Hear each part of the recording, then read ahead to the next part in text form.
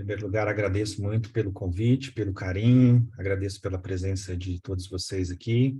É sempre uma alegria muito grande conhecer outras pessoas, outros lugares, mas sempre irmãos de coração, a nossa jornada espírita, aos nossos amigos, companheiros do Brasil também, que tenho certeza vão ganhar muitos bônus hora por estarem aqui presentes, né? Nesse horário, né? Tudo para compartilhar e pensar um pouco mais acerca de alguns temas muito importantes. E esse tema, auto-amor, considero um tema bastante relevante para todos nós, porque é um tema pouco desenvolvido e trabalhado na doutrina espírita. Nós falamos muito de amor ao próximo, de amor a Deus, mas esquecemos do processo do auto-amor, que é extremamente importante para todos nós. Então, a minha fala de hoje, ela vai ser pautada em cima daquilo que Joana de Ângeles traz, em cima daquilo que a psicologia espírita nos traz, e também o Evangelho, mas com esse viés um pouco mais aprofundado. Então, a Joana, ela vai nos dizer que a viagem do amor, ela é sempre de dentro para fora, sem que a gente coloque ornamentos que muitas vezes dificultam ali esse processo, porque carregamos imensos conflitos dentro de nós. Então, nós precisamos compreender como é que nós iremos fazer essa viagem, uma vez que nós temos aprendido, como disse inicialmente, que nós temos que amar a Deus, ao próximo, como a nós mesmos. E a grande questão que se coloca é que, geralmente, nós não temos sabido amar a Deus e ao próximo, porque efetivamente não sabemos nos amar. Nós não possuímos ainda a noção exata do que seja o amor, e muito menos ainda do amor por nós mesmos, ou seja, do auto-amor. Então, vamos refletir um pouquinho sobre esses conceitos e pensar um pouco essa temática no viés espírita com esse enfoque da Joana de Ângeles, da psicologia, que aqui nós traremos um pouco do Carl Gustav Jung para fazer essa nossa reflexão.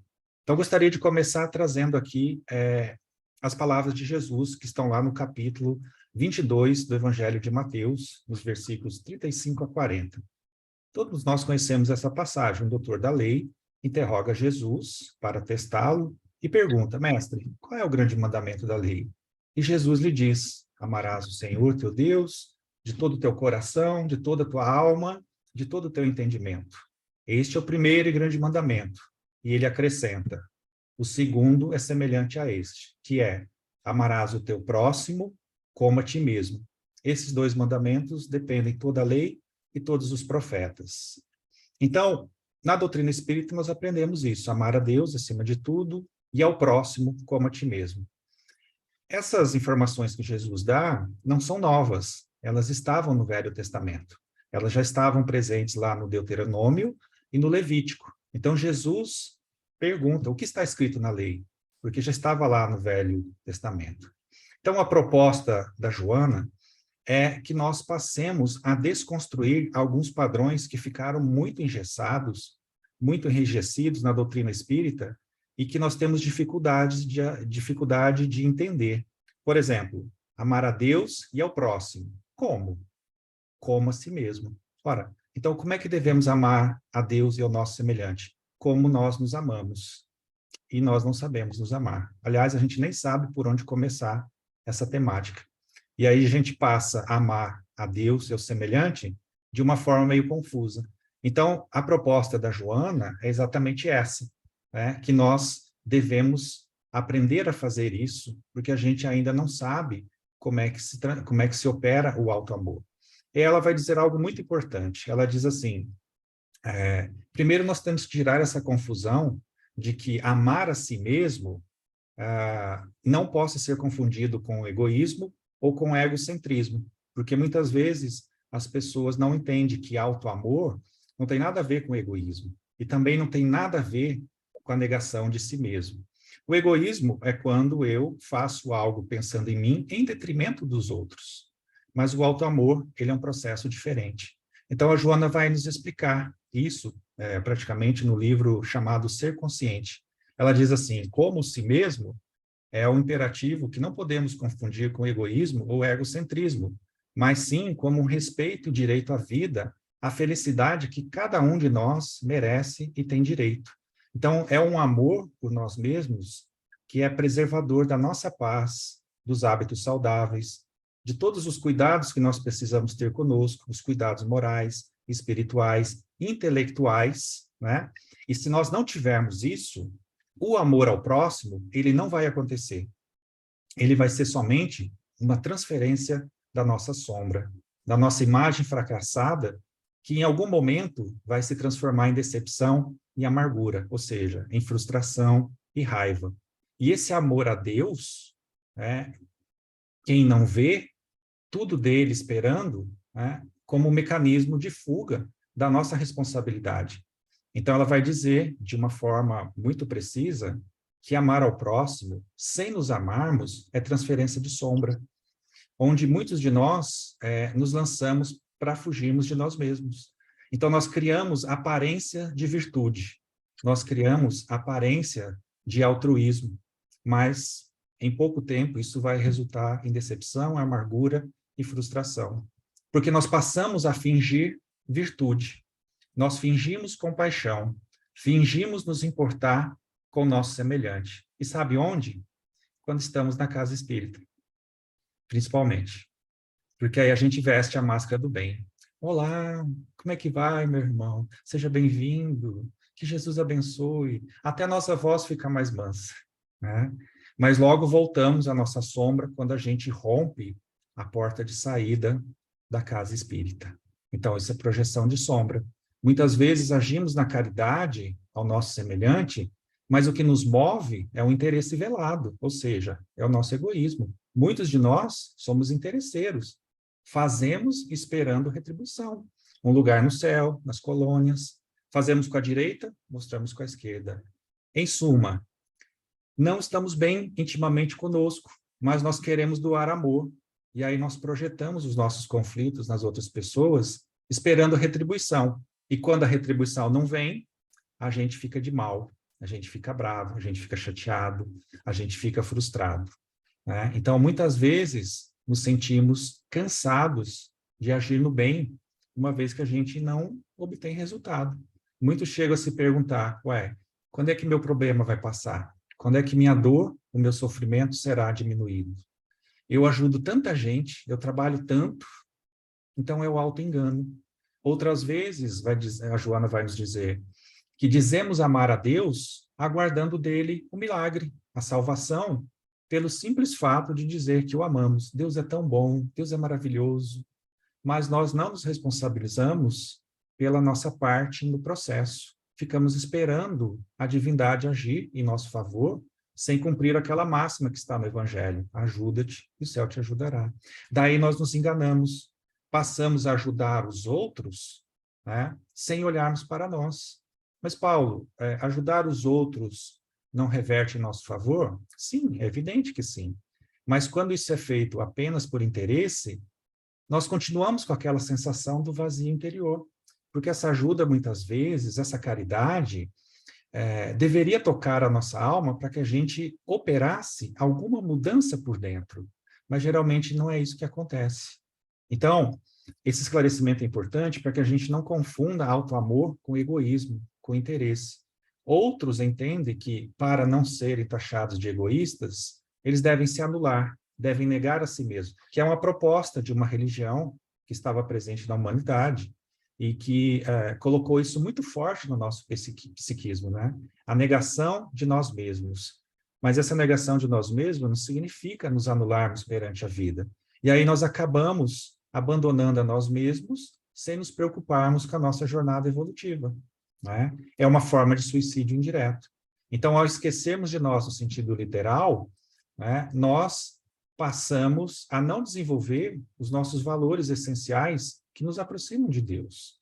Enquanto nós nos preocupamos exclusivamente com o semelhante, nós ficamos desfocados de nós mesmos, da nossa renovação interior para o melhor. É aquela analogia do avião. Quando as máscaras descem, nós saímos colocando máscaras nos outros. E aí a gente morre e não sabe por que morreu. Ora, porque é preciso colocar a máscara primeiro na gente, para depois ajudar as pessoas. Ou seja, primeiro precisamos desenvolver esse processo de alto amor em nós, para que o amor ao nosso semelhante ele seja uma consequência, e não a causa da nossa existência. Muitas vezes nós estamos invertendo isso. Então, o egoísmo e negação de nós mesmos, né, são gestos de desamor, e nunca gestos de alto amor. Né? Além disso, a criatura humana, ela pode se frustrar, porque não conseguindo amar o seu semelhante, ela acaba fingindo um comportamento religioso baseado na hipocrisia, onde muitas vezes nós passamos a repetir: a paz de Cristo, irmão, que Jesus abençoe, né? Num sentido, muitas vezes, falseado, porque nós não construímos isso verdadeiramente dentro de nós. Então, isso, conforme a Joana nos diz, acaba causando grandes conflitos na criatura humana e impede a nossa jornada. É por isso que a Joana de Ângeles, ela vai propor aqui para nós, para a construção do alto amor, deixa eu falar isso com calma, para a construção do alto amor, uma desconstrução. E essa desconstrução, ela pauta no livro Amor Imbatível Amor, onde ela vai dizer o seguinte: nós precisamos inverter a ordem do ensinamento para que ele possa ser efetivo. Ou seja, precisamos começar a amar a nós mesmos, o alto amor, para depois amar ao próximo e a Deus. Então ela vai dizer assim, olha, nessa proposição sensacional de terapia libertadora, né, para fins metodológicos, vamos inverter a ordem. Primeiro, amar a si mesmo, a fim de amar o nosso semelhante e a Deus como uma consequência. Então, é uma proposta muito interessante da Joana, muito didática, que nos mostra que, efetivamente, se nós focarmos o processo no alto amor, não precisamos fazer força para amar o nosso semelhante. Não precisamos fazer força para amar a Deus. O amor ao nosso semelhante, o amor a Deus, eles surgirão como uma consequência do alto amor. Olha que proposta interessante. Se nós não fizermos isso, nós vamos estar fadados àquilo que nós estamos fazendo na doutrina espírita, tentando amar o nosso próximo por decreto. E muita gente confunde isso, né? O pessoal confunde que amar ao próximo é assim: não dei conta de amar esse próximo. Não é isso, gente. Né? Então, é preciso que a gente trabalhe o alto amor, e aí a consequência vai ser o amor ao nosso semelhante. Vamos entender isso? Né? Por qual razão que a Joana propõe isso? Porque ela diz assim, olha, invertendo a ordem do ensinamento, ou seja, amando a nós mesmos de início, nós vamos desenvolver aptidões que estão latentes em nós, e aí nós continuaremos nesse esforço, adquiriremos novos valores, nós vamos crescer na direção do nosso semelhante, e nós vamos perceber que o nosso semelhante é uma extensão de nós mesmos. É o irmão encaminhada, é o irmão que está próximo, muito parecido com a gente. E aí, finalmente, nós vamos amar a Deus numa transcendência, porque Deus está dentro de cada um de nós. Então, essa é a primeira desconstrução que a Joana propõe para o alto amor. E a segunda desconstrução que ela propõe é o seguinte, que nós precisamos compreender o alto amor do ponto de vista evangélico, né, conforme está no Evangelho segundo o Espiritismo, mas também do ponto de vista psicológico. Senão, nós não vamos avançar nessa temática. Nós vamos ficar presos no fingimento, nas aparências, fingindo que nós amamos, fingindo que nós perdoamos, fingindo que nós nos tornamos bons, que nós somos altruístas, principalmente dentro da casa espírita. Mas aí chega lá em casa, aí a coisa fica feia. Aí é briga, enfim, o nosso lado sombra, ele vem à tona. Então, essa segunda desconstrução é compreendermos a parte evangélica, mas também a parte psicológica.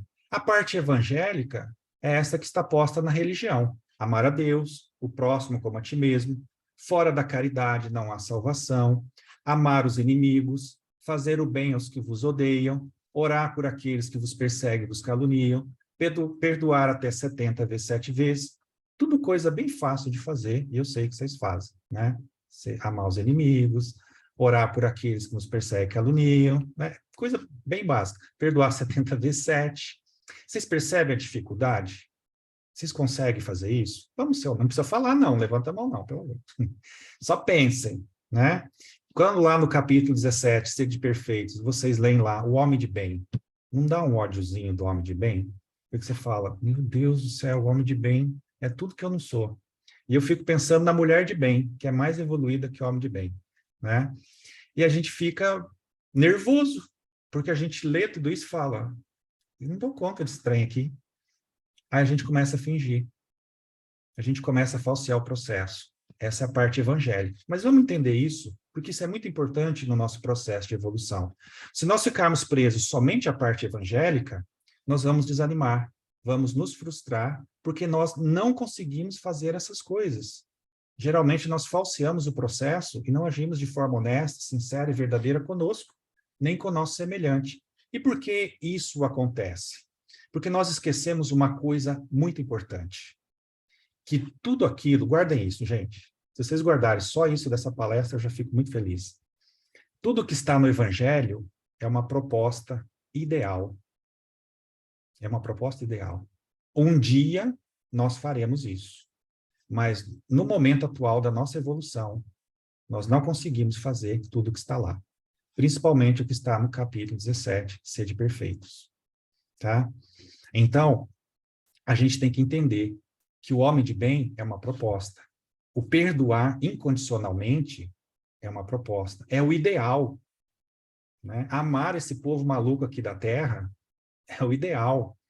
Um dia chegaremos lá, mas nesse momento, 2023, o que é possível fazer? Bom, o que é possível é não matar a pessoa, Paulo. Já está bom, já está ótimo. Que no passado a gente fazia isso, mas agora não matando já está bom, né? Então, nós precisamos entender isso. A parte evangélica é uma proposta daquilo que é ideal e que um dia nós faremos, mas nesse momento atual da nossa evolução, o que é possível fazer? O que é possível isso aqui, tá? Eu vou ficar magoado aqui, 6 meses, o meu tempo é 6 meses, eu fico geralmente 6 meses, ok. E a gente vai trabalhando nisso, procurando melhorar para nos aproximarmos do ideal. Então, nós precisamos compreender isso para não desanimar e para a gente não falsear o processo, porque nós estamos falseando. Nós estamos negando a nossa própria verdade. O que que Jesus diz? Conhecereis a verdade e ela vos libertará. Qual verdade? A nossa verdade. Vamos começar por essa. Tem a verdade filosófica, do direito universal? Tem. Mas que tal começar pela nossa verdade? Olhar para dentro de nós e, de fato, nos conhecermos. Então, veja, é importante que nós entendamos a diferença entre o que é ideal e o que é possível. E aí nós vamos olhar a questão psicológica, onde eu vou compreender o que me impede de ser caridoso, o que me impede de perdoar, o que me impede de amar. Eu vou verificar, dentro daquilo que é possível, o que eu posso fazer para um dia atingir o ideal. Então, quando eu faço essa aliança da compreensão evangélica e da psicológica, eu vou conseguir detectar quais são as minhas encrencas que não permitem que eu faça o processo do alto amor. Então, eu vou detectar os elementos que, de alguma forma, sabotam a minha existência. É importante que eu compreenda esse processo de sabotagem, que está pautado no orgulho e no egoísmo, para que eu possa entender o processo de desamor que, frequentemente, eu estou preso. Então, como é que eu faço para compreender isso? Bom, orgulho e egoísmo. Orgulho e egoísmo, a gente fala bastante, mas você sabe o que é orgulho e egoísmo? Você sabe de onde vem? Qual é a causa causal do egoísmo? Porque nós, frequentemente, no Centro Espírita, temos falado isso. Precisamos ser mais humildes. Precisamos matar orgulho e egoísmo. Não vai rolar, pessoal. Só de falar, não vai acontecer. Não adianta você falar assim, precisamos ser mais humildes. Não vai acontecer. Sinto muito lhes informar. E é por isso que a gente está falhando. Porque a gente se adorna da persona do humilde, do altruísta. Só porque a gente faz muita caridade na casa espírita, a gente acha que é bom. Deixa eu falar uma coisa para vocês muito importante. Fazer o bem não te torna bom. Fazer o bem te torna caridoso. Mas não significa que nós mudamos por dentro. Porque pode ser que nós estejamos fazendo a caridade porque tem alguém olhando. Porque a gente está com medo de ir para o umbral. Porque a gente quer ir para a colônia. Mas e as suas encrencas? Você resolveu? Você superou o seu orgulho? superou o seu egoísmo, porque a própria caridade pode ser um gesto de egoísmo. Eu posso estar fazendo isso com interesse pessoal. Então, fazer o bem não me torna bom. Pode me fazer uma pessoa que está empenhada, mas que não necessariamente tenha mudado. É o que nós já fizemos durante muitas vidas, repetindo comportamentos, presos a um atavismo religioso, de cumprir tarefas, cumprir tarefas, cumprir tarefas, sem olhar para a nossa essência, sem olhar para o meu orgulho, sem olhar para o meu egoísmo. Qual é a causa do meu orgulho? Você já parou para pensar? Qual é a causa do teu egoísmo? Sabe qual é a diferença entre um e outro? Nós não estudamos isso. Nós passamos a repetir que orgulho e egoísmo são duas grandes chagas da humanidade, conforme o Kardec, e que nós precisamos trabalhar a humildade e o altruísmo. Mas só falar isso não resolve. Ninguém se torna humilde porque quer ser humilde. A gente precisa olhar o nosso orgulho, entender qual é a causa dele, e aí ressignificar isso, trazer consciência para isso e ressignificar. Então, vejo, a questão é mais profunda, né? Então, orgulho e egoísmo são resultantes do nosso instinto de conservação, que faz com que, ao longo da nossa caminhada evolutiva, nós busquemos valores não legítimos numa forma de tentarmos nos proteger da adversidade do mundo. Daí, conforme a questão 115 do Livro dos Espíritos, criados simples e ignorantes, nós passamos a desenvolver o livre-arbítrio a pouco e pouco, e aí nessa tentativa de nos protegermos da adversidade do mundo, nós passamos a exagerar no alto valor, que é o orgulho. Eu me acho, passo a me achar melhor e me considerar melhor que os outros. Eu passo a exagerar no excesso de mim mesmo. Ora, se eu me acho superior aos outros, eu quero tudo para mim, que é o egoísmo. Então, o egoísmo, ele surge como uma consequência do nosso orgulho, que é um mecanismo de defesa. A gente quer se proteger, aliado a um instinto de conservação muito forte, e é uma necessidade de poder, né, de controle. E aí nós percebemos que isso é uma tentativa de preencher o nosso vazio, né, que é uma tentativa de superar alguma diversidade que nós não damos conta. Mas nesse exagero do alto valor, do orgulho, e no excesso de nós mesmos, nós vamos nos complicando, e aí nós vamos criando processos kármicos. E como a gente ainda não sabe amar, a gente vai se comprometendo com a vida, vai gerando sofrimento para os outros e para a gente. E a gente passa a desenvolver muitas encrencas dentro de nós. Essas encrencas dentro de nós, o Jung chamou de complexos. O que é o complexo? É uma vida nossa que ficou mal resolvida. É um nó no inconsciente. O Jung vai dizer isso. E no centro de todo o complexo tem uma emoção muito forte. Tanto é que quando nós somos tomados por um complexo, nós sentimos muita raiva, complexo de superioridade, muito medo, complexo de inferioridade, muita tristeza, né? Angústia e por aí vai, tá? Então todos temos complexos e os complexos, eles dominam a nossa vida. O complexo de inferioridade, por exemplo, é o que faz a gente trabalhar e desenvolver o orgulho. Resulta da nossa insegurança afetiva, devido a processos kármicos que nós geramos em nós.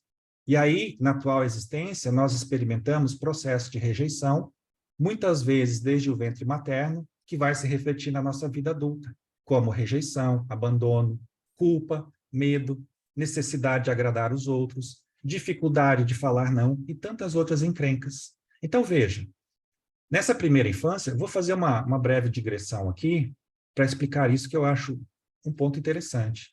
Então, veja, muitas vezes na nossa infância, podemos nos sentir rejeitados, desprezados, desde o útero, e aí na nossa primeira infância, que vai até os 7 anos de idade, nós podemos desenvolver a nossa insegurança afetiva.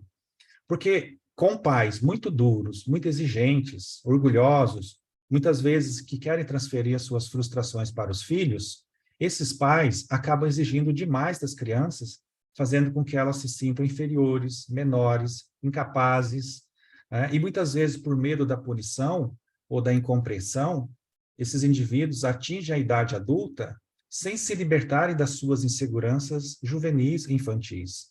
Então, muitas vezes, também pais imaturos acabam gerando esse comportamento doentio quando mostram uma preferência por um filho mais do que o outro.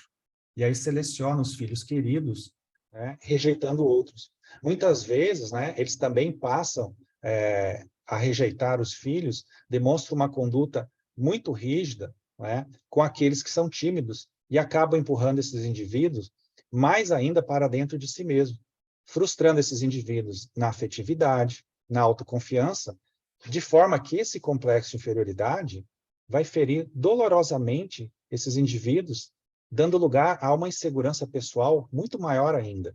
Esses indivíduos vão desenvolver ciúme, inveja e tantas outras encrencas na vida adulta. Então, a mensagem que é passada para o espírito reencarnante ali é que elas nunca serão boas o suficiente, de que elas são um estorvo, um peso, que não são dignas de fazerem parte daquela família, né?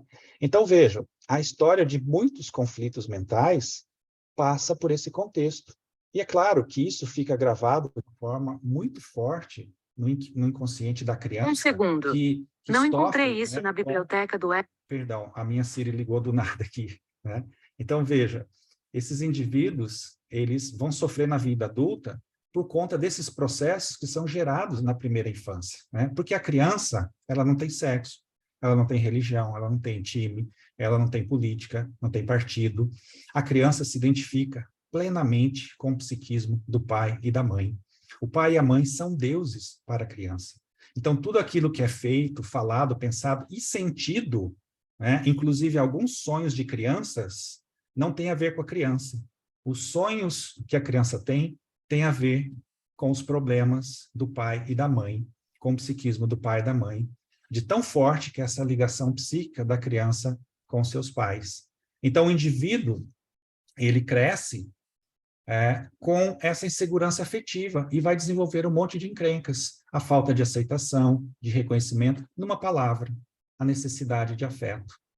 E aí esse indivíduo pode ser também muito carente, né, por não perceber o afeto, por não receber o afeto, o carinho dos pais, né, sente-se rejeitado, pequeno, inferior, e acaba se fechando em si mesmo por conta do tipo de relação afetiva que desenvolveu. Isso gera na criança um complexo de inferioridade, que gera outro complexo da criança ferida, que gera outro complexo de culpa, porque quando a criança não se sente amada, quando ela se sente rejeitada, ela acredita que tem algo errado com ela. Então, ela desenvolve a culpa. E aí, para ser aceita, para ser amada, ela começa a fingir, ela começa a desenvolver personalidades, personas, ela tem que fazer algo excepcional. E ela percebe que quando ela fala não, ela não é aceita, né? Então, é só a gente pensar, quando é que o indivíduo que é hipocondríaco, ele se sentiu amado e protegido pela primeira vez na sua vida? Quando ele ficou doente. Então, ele percebeu, olha, ficar doente, eu ganho atenção, eu ganho carinho, eu ganho afeto. Então, ele desenvolve transtorno. A criança que não se sente amada, ela desenvolve expedientes parecidos. Ela vai tentar agradar de alguma maneira. É o indivíduo que na vida adulta é inseguro e não consegue falar não. E aí ele desenvolve raiva, porque ele não queria falar sim, mas ele fala sim, porque ele quer agradar. O que vão pensar de mim? E se não gostarem de mim? Mas você pode ir lá no centro espírita, lavar o centro às 5 da manhã? Ah, eu posso.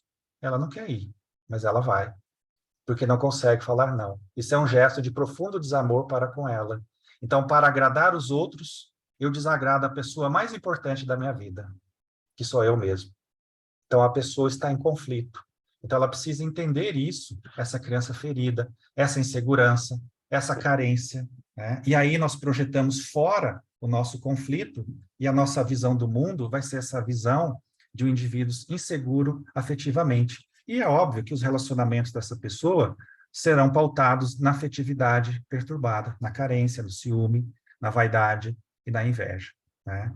Então, existe aí um processo psicológico bastante interessante, que eu não vou me alongar muito, porque para cumprirmos aqui o nosso tempo, né? E aí, o indivíduo, e de forma natural, todos nós, desenvolvendo esses complexos, principalmente o complexo de inferioridade, vai desenvolver em nós um processo de ansiedade muito grande em relação à vida, né? Porque nós temos medo de sofrer, medo do julgamento, medo de que a vida não saia conforme nós planejamos, e aí nós passamos a querer controlar tudo.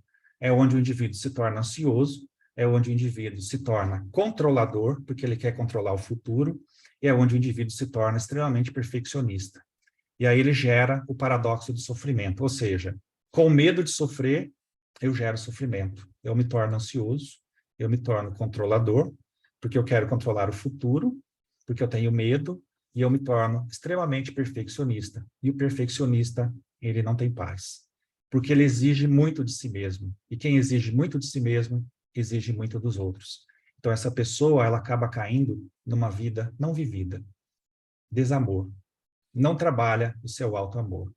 Então, vejam, são aspectos psicológicos que faz com que nós passemos a pautar a nossa vida de uma forma, muitas vezes, infantil, imatura, e passamos, muitas vezes, a desenvolver compulsões como uma forma de compensar o vazio que vai na nossa alma. Sexo, drogas, comida, jogos, e isso tudo é suicídio indireto, porque passamos a lesar o nosso corpo físico por conta das nossas encrencas internas.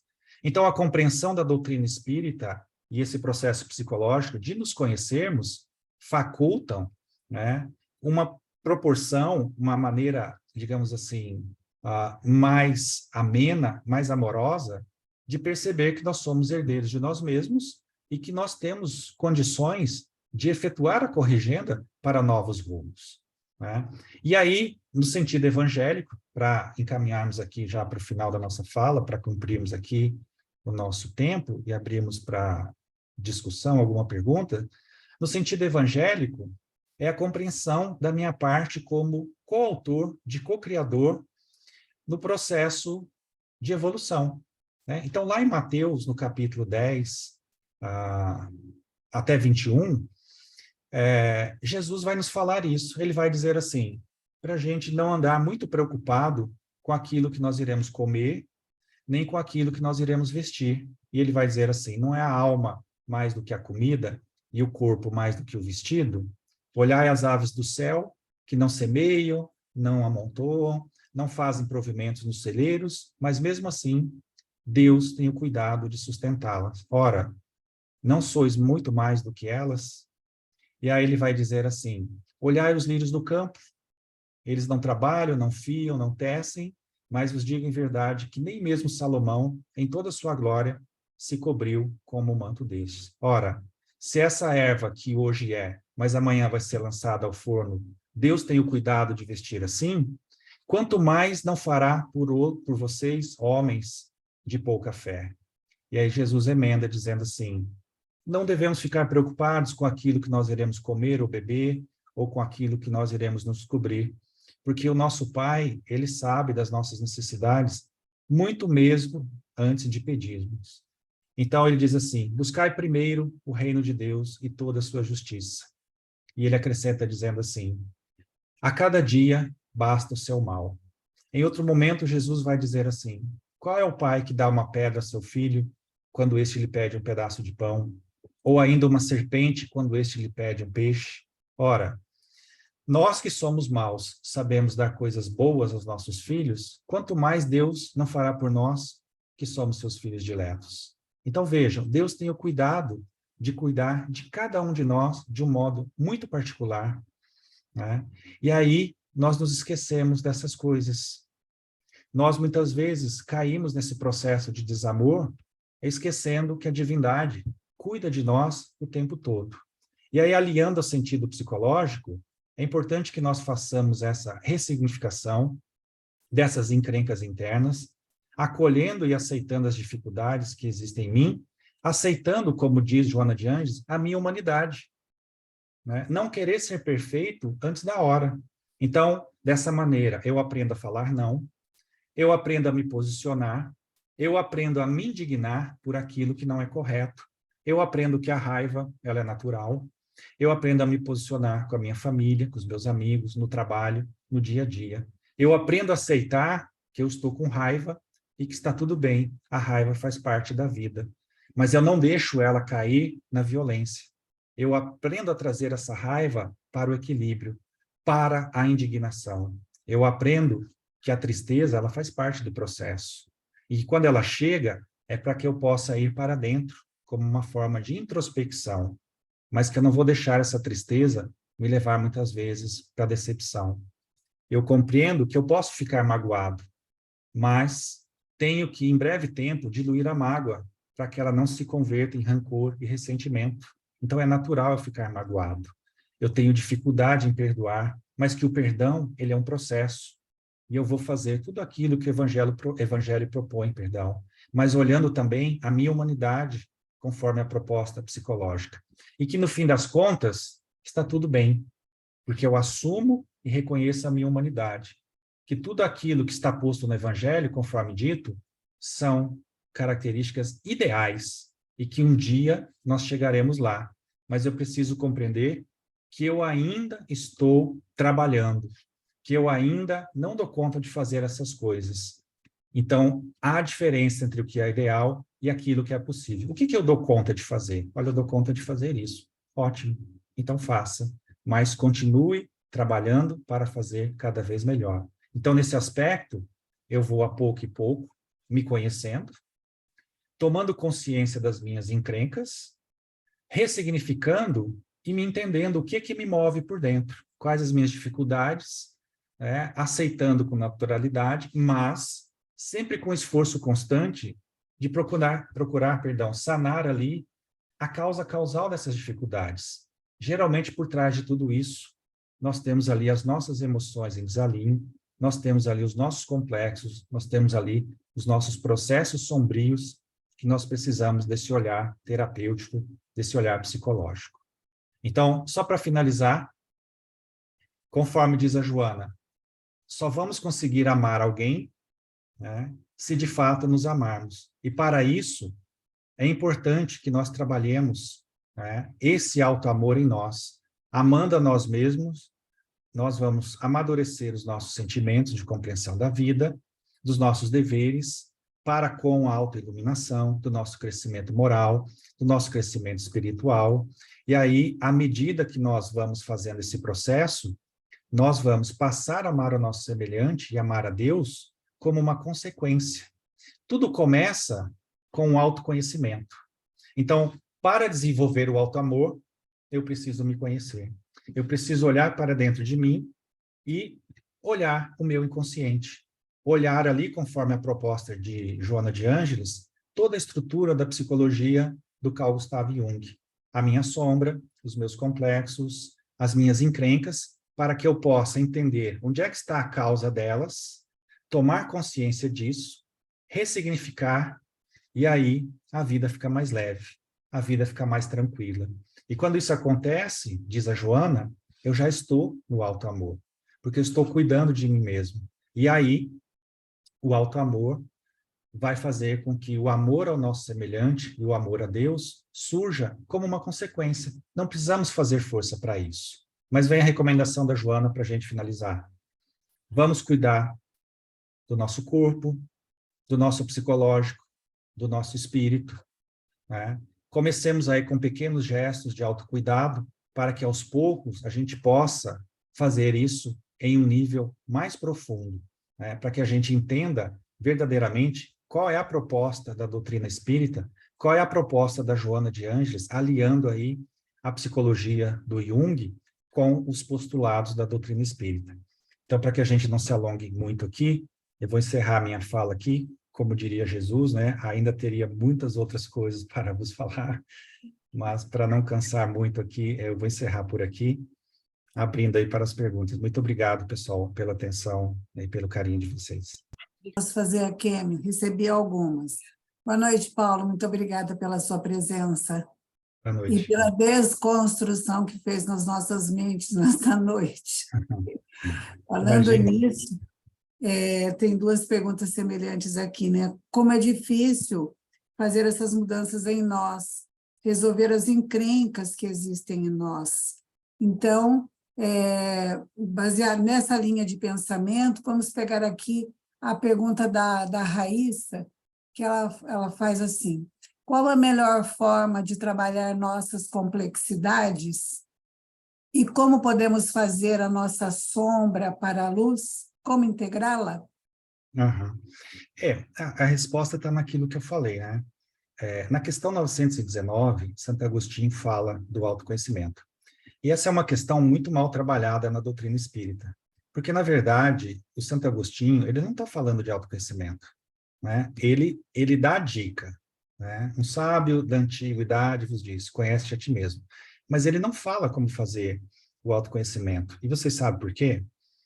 Porque o Livro dos Espíritos ele foi escrito, pelo menos publicado, em 1857. E quem vai falar do autoconhecimento iria nascer em 1875, que é o Carl Gustav Jung. Então, o Jung, ele traçou toda a base do autoconhecimento. Santo Agostinho, ele vai dar uma dica, ele fala assim, fazei como eu fazia, observar isso, fazer aquilo, etc. Tal. Mas isso não é autoconhecimento, né? Então, Raíssa, para a gente trabalhar os nossos complexos, as nossas encrencas, primeiro nós precisamos saber quais são. Para saber quais são, né, nós precisamos estudar o autoconhecimento. Então, eu preciso estudar a Joana, eu preciso estudar o Jung, porque os complexos são muitos. Então, dentro da palestra aqui, como eu comentei, toda essa encrenca que nós temos ali do 0 aos 7 anos, traz em nós ali o complexo paterno e o complexo materno, ou seja, tudo aquilo de ruim do pai e da mãe, a criança vai absorver. Isso gera nela insegurança afetiva. Essa insegurança gera nela o complexo de inferioridade. O complexo de inferioridade gera a criança ferida, o complexo do puer. O complexo do puer e de inferioridade gera a culpa. E aí vão aparecendo muitos complexos. Se a criança é super protegida, por exemplo, gera o complexo ali, o síndrome do Peter Pan. A pessoa não quer crescer. Ela quer ficar a vida inteira como criança, né? Que é um reflexo muito grande da geração que nós temos hoje aí, principalmente nos Estados Unidos, né? As crianças são super protegidas, né? O pai e a mãe pega, leva de carro, dá o celular, dá o tablet, dá o videogame. A criança, ela não experiencia o mundo. Então, ela vai ter dificuldade, porque a melhor maneira de você sabotar a vida de um adulto é super protegê-la na infância, né? Porque é o indivíduo que vai ser egocentrado. Ele sempre vai precisar do pai ou da mãe para defendê-lo, na escola, na vida, mas a vida é inexorável, né? Então, para não fugir muito da resposta, uma maneira de nós trabalharmos isso é por meio do autoconhecimento. Então, a gente precisa identificar quais são os complexos que nós carregamos. Todos temos alguns, né? Dentro desses complexos, nós temos alguns que são muito peculiares. Então, por exemplo, se a pessoa tem problema com o pai e com a mãe, ela vai identificar esses complexos. Se ela tem problemas de relacionamento, ela vai olhar ali o complexo da ânima e do ânimos. O famoso dedo podre das mulheres que fala assim, nossa, mas só aparece homem esquisito na minha vida, só curva de rio, não sei o quê. É o complexo do ânimos. Da onde que vem esse modelo? Do pai, dos homens que permearam a vida da pessoa. Então, isso é muito interessante porque quando a gente começa a colocar esse olhar psicológico, sem excluir o espírito, obviamente, é só a gente olhar a nossa vida, né? Vou dar um exemplo aqui, eu sempre falo no curso da Joana. Eu tenho um amigo que ele se casou 6 vezes. E ele diz assim, Paulo, mas parece que eu casei sempre com a mesma mulher. E aí eu digo para ele assim, você já percebeu que tem uma pessoa comum nesses 6 relacionamentos? Aí ele, é você.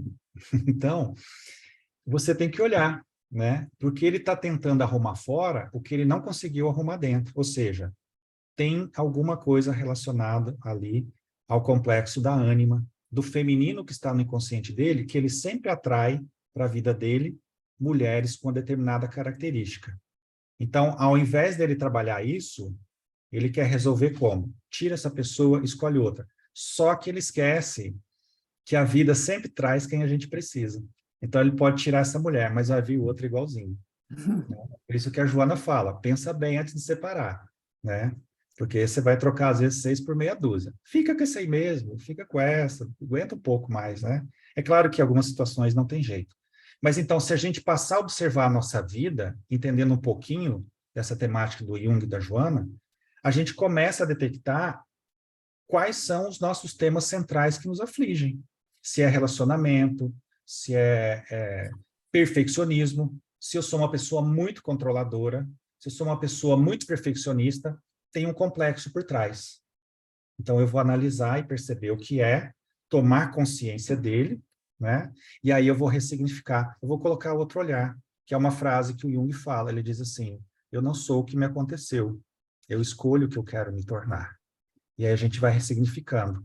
Agora, da onde que vem essas encrencas, já que nós somos espíritas? De outras vidas. Falhamos lá atrás.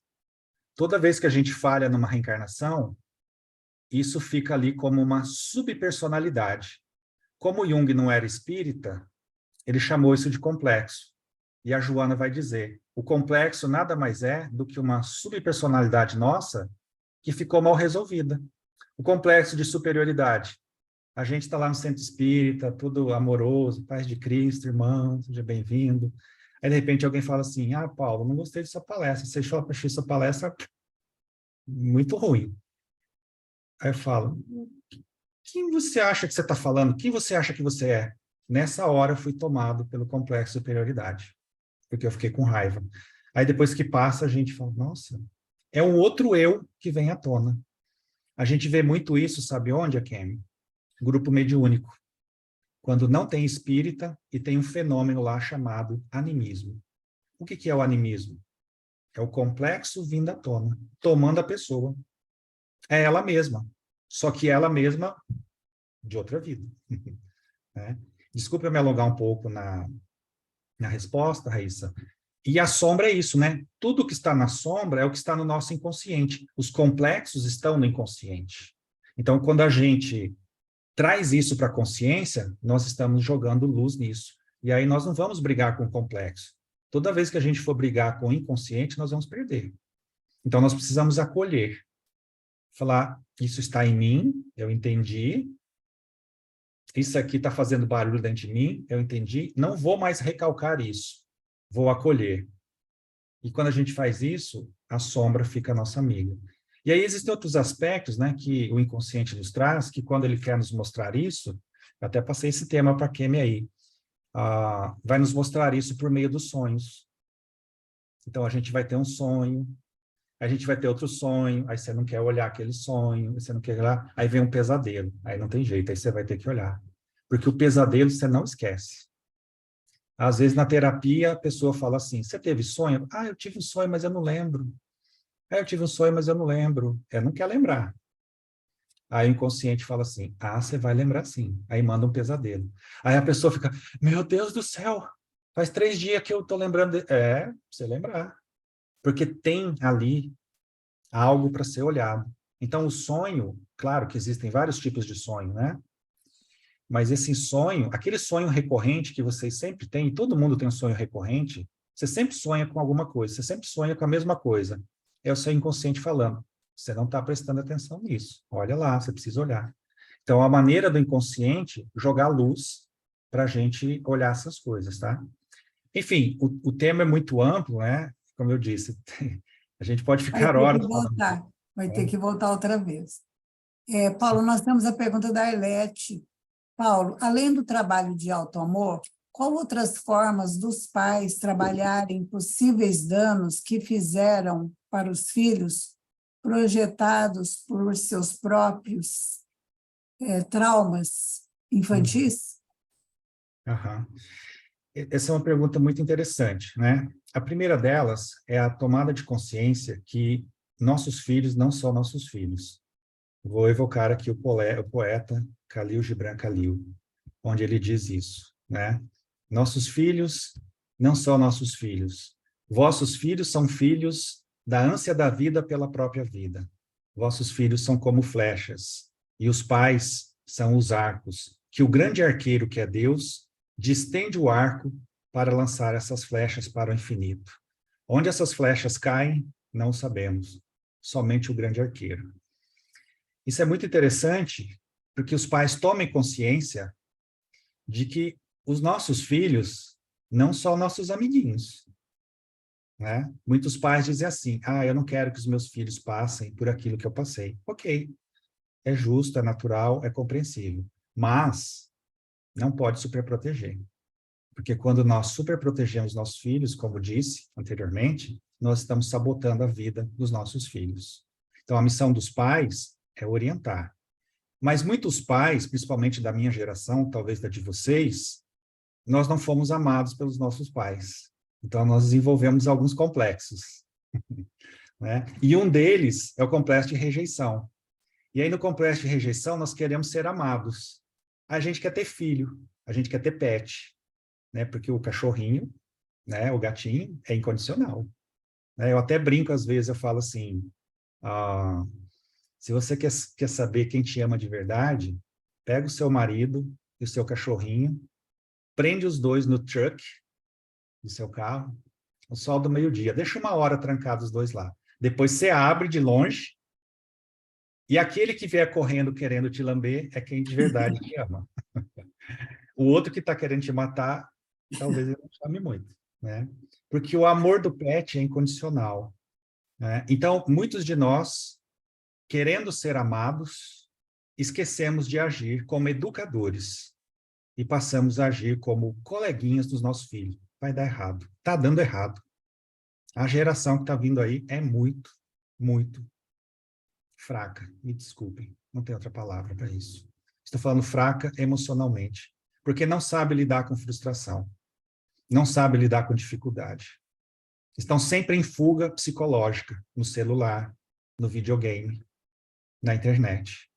E não vivem a vida como ela deve ser vivida. Então, são indivíduos que estão muito propensos ao suicídio, à depressão, à ansiedade, ao pânico. E nós, como pais, nós precisamos ligar o alerta e perceber a necessidade do nosso filho. Cada filho nosso tem uma dificuldade. Cada filho nosso tem uma forma de ser tratado, de ser olhado. Nós precisamos olhar isso. Então, a nossa geração tem falhado no sentido de querer ser amado para os nossos filhos.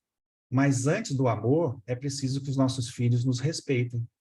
É preciso que eles saibam quem é que está no comando. A gente parar de achar que são espíritos evoluídos. Ah, essa geração é fantástica. Sim, mas e do ponto de vista moral?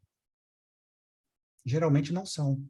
Às vezes têm um intelecto bom, são muito ágeis, com celulares, com a internet.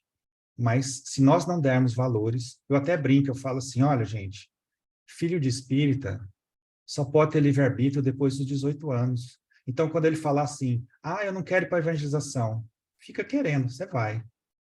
Com muito amor, né? Porque quando o pai quer ser amado, ele não quer conflito. Ele não quer falar não. Ele não sabe falar não. Então, aos 10 anos de idade, a criança tem um celular, tem um videogame, ela que manda na casa. Me leva, me busca, eu quero comer isso, eu quero comer aquilo, e é isso, é isso. Está errado.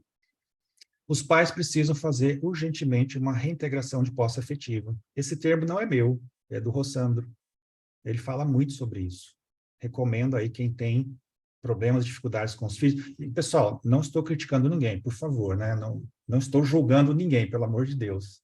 Quem tem filho sabe a encrenca que é cuidar de um filho, as dificuldades que os filhos nos apresentam. É por isso que lá no Evangelho está dito que ser pai, ser mãe, é uma missão. E se é uma missão, não é fácil. A gente tem que suportar, tem que tentar, sempre dar o nosso melhor. E se a gente tem essa consciência, a gente tenta fazer melhor. Não deu, não deu. Mas a gente tem que tentar, tá? Então é importante pensar nisso, né? A Vanessa escreveu aqui, que em casa eu brinco que eu sou a bruxa malvada e o pai é príncipe encantado. Tem esse problema também, tá? Tem que tomar muito cuidado com isso, porque geralmente é isso que acontece. A mãe é ruim e o pai é aquele que fala sim para tudo. Quando a mãe está educando, muitas vezes o pai entra no meio e desautoriza a mãe. Isso não pode acontecer. Os cônjuges têm que conversar. Mesmo que a mãe, naquela hora, esteja fazendo uma coisa muito errada, deixa ela fazer. Quando acabar, chama no canto e fala, eu acho que você já exagerou. Eu acho que você fez errado. Mas nunca desautorize um pai ou uma mãe na frente das crianças. Você vai perder essa criança. Porque ele vai passar a desrespeitar os dois. E um dia, a fatura do cartão de crédito, ela chega. Tá? Não é uma temática fácil. A gente pode falar disso em outro momento, sobre a importância da família, da visão espírita, psicológica.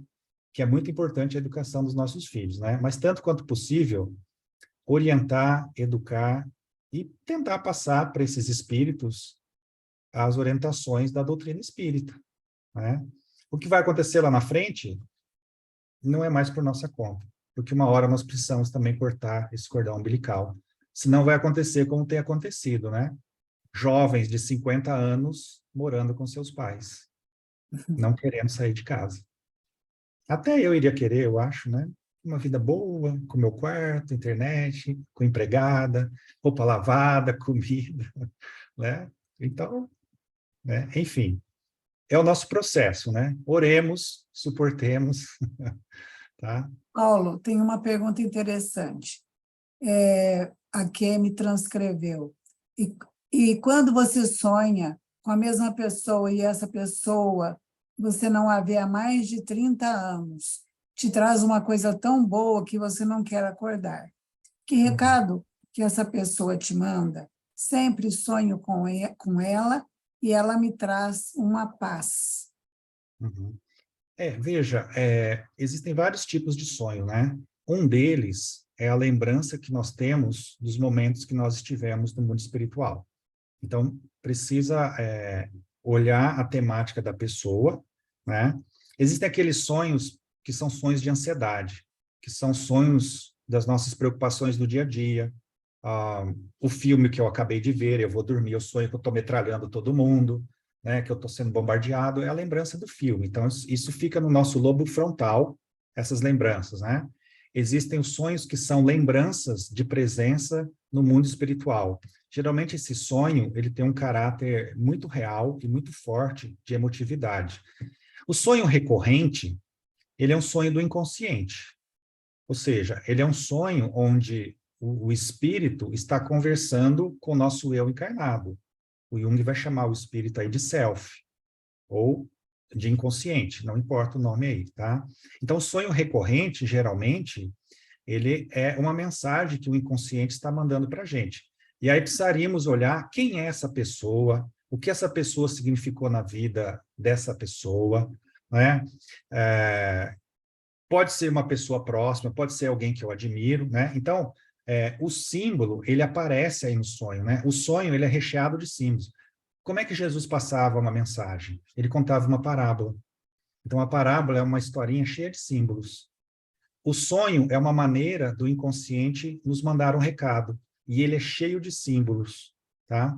Então, na Grécia Antiga, existia o cimbalom. O cimbalom era uma moeda bipartida. Então, eu dava metade para uma pessoa e dava metade para outra parte. Então, quando eu queria que essa pessoa falasse em meu nome, ela levava metade do cimbalom.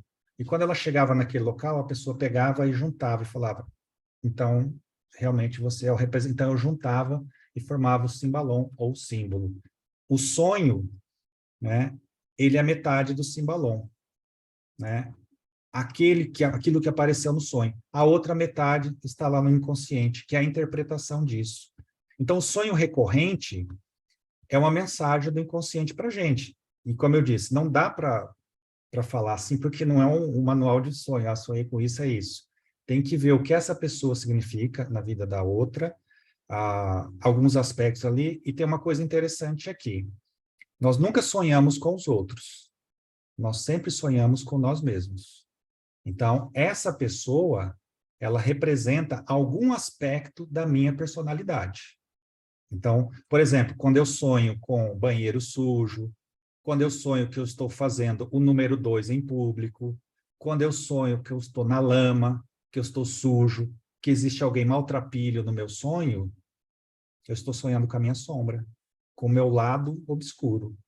Quando eu sonho com um sábio, quando eu sonho com Jesus, quando eu sonho com uma pessoa que foi muito nobre, que me instruiu, que foi muito importante na minha vida, eu estou sonhando com o meu self, estou sonhando com a minha parte boa, e ela está dizendo algo nesse sentido. Você está no caminho certo, vá por aqui, é isso mesmo. Então, analisar os sonhos, a gente precisa saber um pouco da temática da vida da pessoa, tá? Ok. Na sociedade atual em que vivemos, temos muito incentivo à autoajuda, o que é uma coisa positiva. Porém, muitas vezes se confunde autoajuda com coaching, que incentiva ao sucesso material, levando, em certas ocasiões, ao cultivo ao narcisismo. Você poderia comentar sobre isso? Sim. E a gente tem que tomar cuidado também com essa positividade tóxica que se colocou, né? Então, eu sempre comento assim, as pessoas estão seguindo muitas páginas do Instagram, estão seguindo muitos coaches, muitos terapeutas, mas tudo isso pode ser simplesmente uma fuga, né? Porque o ego, ele constrói muitos mecanismos de defesa. Por exemplo, a negação, a racionalização. Então, isso é uma forma de eu não querer me conhecer. Isso é uma forma de eu não querer ir ao encontro de mim mesmo. Então, eu busco coisas superficiais. Aí eu dou desculpa. Eu sigo essa página. Ah, mas eu estou fazendo isso, estou fazendo coach, etc. E muitas vezes acontece isso, né? Muitas práticas estão voltadas para o ganho pessoal. Não há um interesse real em ajudar as pessoas. Há um interesse em se beneficiar disso. Ok, eu até entendo. Mas cabe a nós termos maturidade suficiente para saber por que nós estamos buscando essas práticas. E se elas são efetivas ou não para nós. Outro dia eu atendi uma pessoa que ela tinha 4 terapeutas. Aí eu falei, oi? Ela falou, não, eu tenho isso, eu tenho isso, eu tenho isso, e isso. Eu falei, mas por que você está buscando terapia, então? Não, porque eu gosto muito, está em fuga, tem negação. Quem quer muita coisa não quer nada, né? Porque não busca uma terapia efetiva, tá? Então a gente tem que tomar cuidado, porque às vezes o ego, ele começa a fazer isso. É igual na casa espírita. A pessoa, ela faz parte de um grupo mediúnico, mas ela quer trabalhar em mais 2 centros espíritas. Por quê? Faz uma coisa bem feita, então a pessoa começa a buscar a quantidade. Ah, mas eu ajudo muitas pessoas, eu faço caridade aqui, eu trabalho em LA, eu trabalho em San Diego. Por quê? Ela está em fuga, ela está calma. É uma coisa de cada vez, né? Então, esse processo da autoajuda, ele é muito bem-vindo, mas ele precisa ser pensado, porque tem que ver qual terapia é eficaz para você. Se realmente você está buscando um coach, é uma coisa mais profissional. Agora, se você quer buscar autoajuda, precisa buscar uma terapia que seja eficiente. Então, qual tipo de terapia se encaixa melhor no seu processo? É a junguiana, que se aproxima mais da doutrina espírita? Ok. É a comportamental? É a freudiana? Aí a pessoa vai elencar, mas precisa ser um trabalho sério. O que eu tenho notado é que as pessoas estão muito rasas seguindo o Instagram. Gente, seguir Instagram, frases de efeito, não vai acontecer o autoencontro, né? Então, a gente precisa se conhecer para se autoamar, para realizar o autoencontro, que é o reino de Deus que Jesus falou. Seguir Instagram é o começo, mas não pode parar ali. Aí a gente fica mandando o Instagram para os colegas, para os amigos, né? Como se a gente fosse muito terapeutizado. É o ego que está só na superfície, não quer aprofundar. Né? Se a gente quiser aprofundar, busca um terapeuta, faz uma terapia uma vez por semana, a cada 15 dias, vai ao encontro de si mesmo.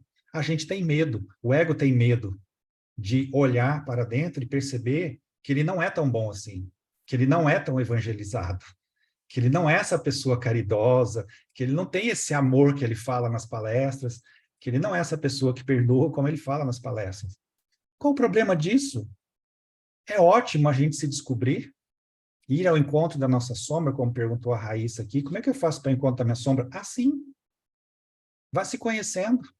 E quando a gente se propõe a isso, existe um negócio na doutrina espírita que nós chamamos de acaso. O Jung vai chamar de sincronicidade. Não existe acaso. Então, a sincronicidade vai trazer as pessoas, as situações, um contexto para que eu me conheça. Aí eu falo, olha só, eu estou com raiva dessa pessoa. Nossa, mas eu tenho raiva dentro de mim? Tem, todos temos. E por que está vindo à tona agora? Porque estava reprimido, porque estava recalcado. Porque nós aprendemos, até na doutrina espírita, que é feio ter raiva. Você tem que ser amoroso, você tem que perdoar. Não, mas eu sou humano. A pessoa me deu um soco no olho e eu vou falar que não está doendo? Como assim? Está doendo. Me dá um tempo. Uma hora eu vou te perdoar, mas agora eu não quero te ver, não. Isso é saudável, isso é terapêutico. E não exclui a doutrina espírita Porque senão, nós temos que tomar o cuidado, porque senão na doutrina espírita nós vamos cometer o mesmo erro que nós cometemos em outras vidas. Fazer a força, num ato de desamor. Quantas casas espíritas estão fechando no Brasil por conta disso? Né? Estão esquecendo de acolher. Né? Estão afastando as pessoas, porque pega o povo da casa espírita e quer colocar para trabalhar. Será que a pessoa foi lá atrás de trabalho?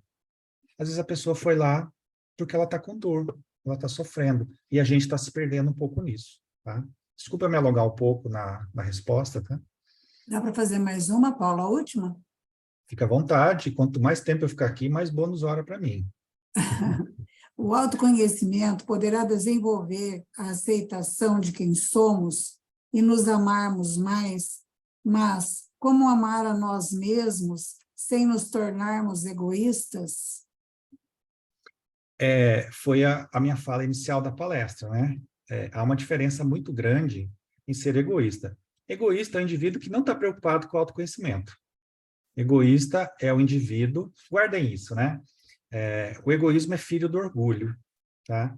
O que é o orgulho? Da mesma forma que a caridade é o amor em ação, né? O orgulho é o egoísmo em ação. Ou seja, eu me acho superior, então eu vou pensar em mim, única e exclusivamente em mim. Quem pensa e age assim é o indivíduo que acredita que é o centro do universo, é o adulto não praticante. É aquela criança mimada que senta no meio do corredor do supermercado, faz birra, querendo tudo, né? Então, esse indivíduo ele não está preocupado com o autoconhecimento, tá? Então, o egoísmo é quando eu faço coisas pensando única e exclusivamente em mim, em detrimento dos outros. O auto-amor, não. O auto-amor, tá? Porque o orgulho e o egoísmo são um gesto de desamor para comigo mesmo. Vocês já perceberam que o orgulhoso e o egoísta, eles sofrem? Eles estão sempre sofrendo, né? É o paradoxo do sofrimento. Ele cria essa casca dura, ele quer pensar única e exclusivamente nele como uma forma de se defender e proteger do mundo, mas ele gera mais sofrimento. Ele não quer sofrer, mas ele sofre dobrado. Então, o egoísmo é isso, né? Eu piso em todo mundo, eu não estou preocupado com ninguém. O auto-amor, não. Né? E principalmente comigo, porque quando eu sou egoísta, parece que eu estou pensando em mim, mas eu estou implodindo a mim mesmo, eu estou atrapalhando a minha reencarnação, eu estou me complicando. O auto-amor, não. Né? Então, quando eu passo a me conhecer, eu quero saber por que eu sou egoísta? Da onde que vem esse negócio? De eu pensar só, eu estou percebendo que me faz muito mal. Né? De onde que vem esse orgulho, essa cascadura que eu me pus? Eu começo a me conhecer, eu começo a aliar o meu instinto, né? O meu complexo de inferioridade, eu começo a aliar a necessidade de poder, de controle. Ah, então vem isso. Por quê? Porque eu tenho medo. Medo de sofrer. Então eu preciso controlar, eu preciso dominar, eu preciso de poder. Entendi. Então eu não preciso ter medo? O medo é do ego. E eu começo a trabalhar e ressignificar isso. Quando eu faço isso, eu começo a desenvolver o auto-amor. E quando eu desenvolvo o auto-amor em mim, eu olho o meu semelhante como um companheiro de jornada. Eu não vou querer prejudicá-lo. Ao contrário, eu vou acolhê-lo. Entenderam a diferença? Isso é auto-amor.